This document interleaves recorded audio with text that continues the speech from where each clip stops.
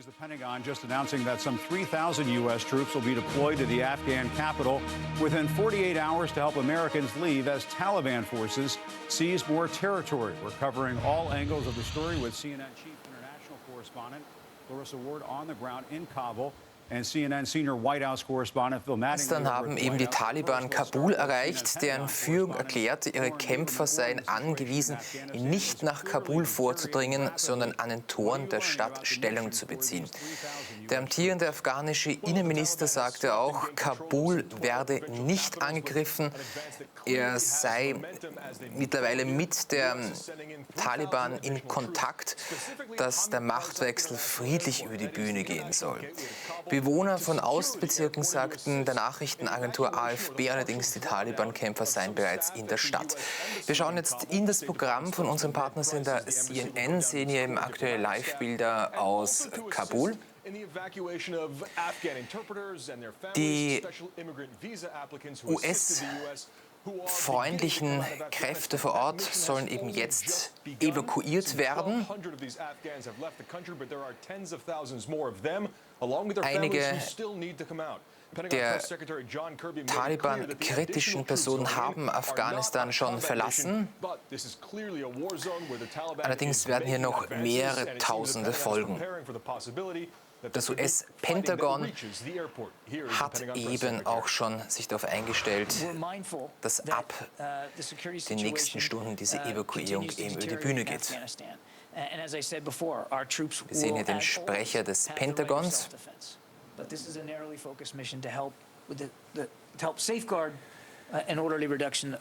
Tausende US-Streitkräfte werden eben jetzt nach Kabul geschickt, um hier vor Ort zu helfen, um eben diese Evakuierung über die Bühne zu bringen. Out of Afghanistan, and the president's been very clear that he wants that reduction complete by the end of August.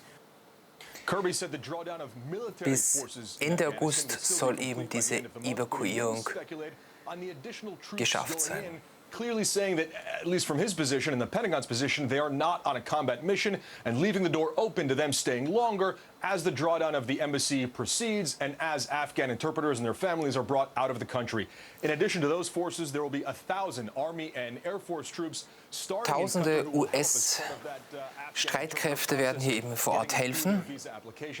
Es ist ein Prozess, der eben auch schnell über die Bühne gehen muss. All right, CNN's Oren Lieberman on that situation in Afghanistan. We'll get back to you. Now to Kabul, CNN Chief International Correspondent Clarissa Ward is on the ground for us there. Clarissa, we heard you describe earlier a feeling of CNN-Fakten direkt in Kabul nach bei der CNN-Korrespondentin. Well, Jim, the situation's going from bad to worse. Herat, the country's Die Situation geht nun von schlecht zu dramatisch. strategic and symbolic relevance, appears to be imminently on the point of collapse. We spoke with a lawmaker there. He said it hasn't fallen yet, wird but ein it will. Kollaps befürchtet. Groups of Taliban fighters have penetrated the front lines in the western part of the city that they're running Dutzende around the city Gruppen center von outside the governor's house, Taliban-Kämpfern creating an environment of chaos. haben And in if that one diversen falls, Provinzen schon für you can Chaos understand why gesorgt. people are just so petrified here in Kabul, Jim, because they see the writing on the wall. They see what's happening. They see that Afghan forces are simply Die Zukunftsaussichten für Afghanistan sind eben düster. This massive Taliban offensive, and they see also what many of them would call a Es ist lack ein of leadership massiver from Vormarsch the der Afghan Taliban government, in Afghanistan. leaving them with very little reassurance as to where they can go for safety, what the plan is Die to try große to Frage mitigate ist, the wo situation, to get it in check. wo können die Afghaninnen und Afghanen, die gegen die Taliban sind, in Frieden flüchten? Es macht sich Panik breit. Vor allem, man weiß nicht, was die nächsten Schritte der Taliban sein werden. Die zweitgrößte Stadt in Afghanistan wurde bereits von der Taliban erobert. It's a devastating blow, Jim, because this city is the spiritual birthplace of the Taliban. It's where Die Mullah zweitgrößte Stadt in Afghanistan ist eben der Geburtsort quasi von der Taliban.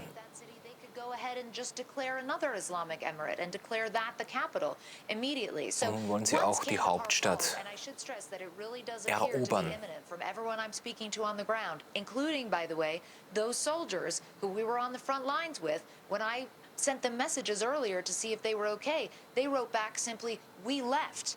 And this is the attitude you're seeing from Afghan forces now. They're not even trying to fight at this stage, Jim. Many of them simply surrendering, deserting. Afghaninnen und Afghanen haben aufgegeben, wollen nicht mehr kämpfen und ergeben sich der Taliban. And I think it's fair to say that most people will see that really as being the death knell for Afghan forces and the Afghan government as we know it, Jim. Es wird befürchtet, dass es hier der Tod für Afghanistan sein könnte und die Taliban eben das komplette Land erobern. Let's go to CNN's senior White House correspondent Phil Mattingly. Phil, President Biden has been adamant about leaving Afghanistan. We're not seeing any wavering there. But he signed off on this order to send these additional troops. What are you learning about these discussions within the administration? Yeah, Jim, it's important to note there was certainly a new urgency inside the administration over the course of the last several days as they watched what has played out on the ground in Afghanistan. But the president is not moving off of his position. He still wants the same withdrawal timeline, and he has made clear his position has not changed. What has changed, obviously, is their posture, given those rapid Taliban gains. Der Präsident von Afghanistan hat bereits in der vergangenen Nacht eine TV-Ansprache abgehalten.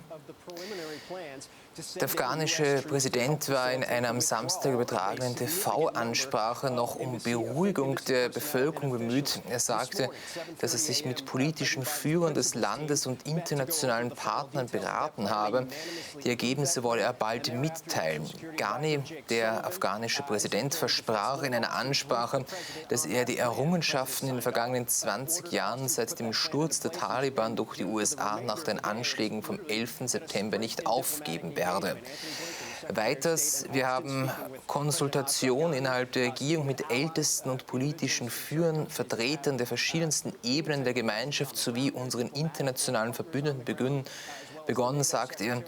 Bald werden wir Ihnen die Ergebnisse mitteilen, fügt er hinzu, ohne näher darauf einzugehen. Hier berichtet auch CNN. Die Frage ist, ob es nun von den Bodentruppen zu Kämpfen kommen könnte. Die Schnelligkeit, das dramatische Tempo, in dem jetzt die Taliban Afghanistan rückerobert, ist wirklich überraschend. Warren, let me go to you first. The Pentagon says the deployment of these 3,000 troops is about, quote, prudent preparation. But in reality, are they really just bracing for the worst-case scenario? Are they prepared for the worst-case scenario?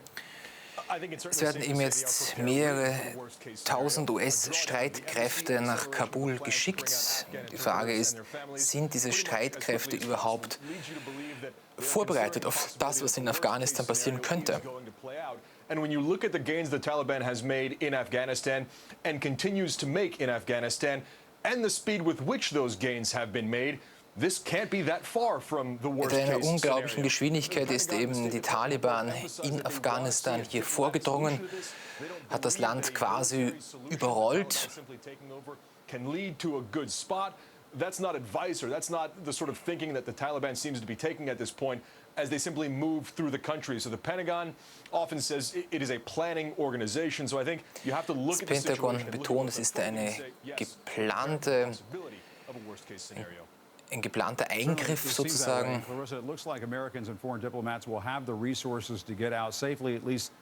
Es sollen eben die US-freundlichen Personen aus Afghanistan aus dem Krisenherd gebracht werden von diesen Streitkräften, die jetzt zur Unterstützung kommen.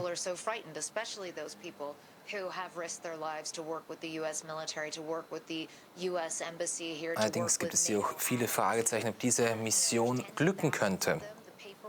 They're mired in can take a long time. CNN spoken to one individual who's so desperate, who's so distressed, he's threatening to set himself on fire. CNN hat mit einer Person in Afghanistan gesprochen.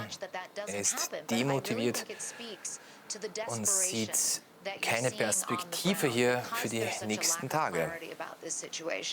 The only thing that actually there is clarity about is that the situation is devolving very quickly. The Taliban has the upper hand. Afghan forces are not capable of sort of fending off their attack.